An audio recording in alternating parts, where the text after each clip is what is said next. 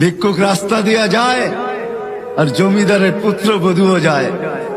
একজন সামনের থেকে আসতেছে, একজন সামনের দিকে যাইতেছে। দুইজনের ক্রসিং এর সময় ভিক্ষুকের গায়ের কাদা জমিদারের পুত্রবধূর গায়ে লেগে গেছে। সে দুনিয়া আন্ধার করে ফেলছে, স্বামীকে টাইকা নিয়ে আসছে, বলছে ভিক্ষুক আমার কাপড় নষ্ট করে দিছে। সে শুধু ভিক্ষুক ছিল না, বৃদ্ধ ছিল। বৃদ্ধ ছিল না শুধু, জীর্ণ ছিল, শীর্ণ ছিল। শরীরে কাপড় ছিল না, ফাটা চিরা কাপড় ছিল। পায়ে জুতা ছিল না, পেটে ভাত ছিল না। জমিদারের পুত্র সইতে পারে নাই, যৌবনী শক্তি সয়তো সয় কি কইরা তার স্ত্রীর গায়ে ভিক্ষুকের কাদা।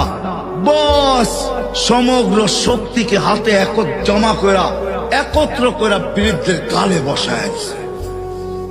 বৃদ্ধ কিচ্ছু বলে নাই, শুধু উপরের দিকে তাকায় দুই তিনটা শব্দ উচ্চারণ করছেন। শব্দগুলা হলো ইয়া মাল্লাহ তারা হলো ওয়ুন, ও আল্লাহ চোখে দেখা যায় না। ও তারা কুল্লা শাই, তুই সব দেখিস।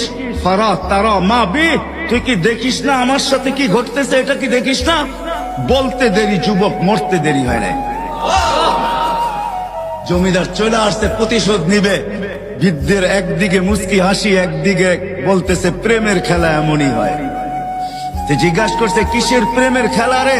বলছে ওর প্রেমিকার গায়ে আমার কাদা লাগছে, পায়ের কাদা লাগছে, ও সইতে পারে নাই। যৌবনী শক্তি দিয়ে আমার বৃদ্ধ গালে বসায় দিছে। আমাকেও একজন ভালোবাসে, সেও সইতে পারে না। সেও সইতে পারে না। ও তো থাপ্পড় দিয়া খেলতো, সে জান নিয়ে নিছে, জান।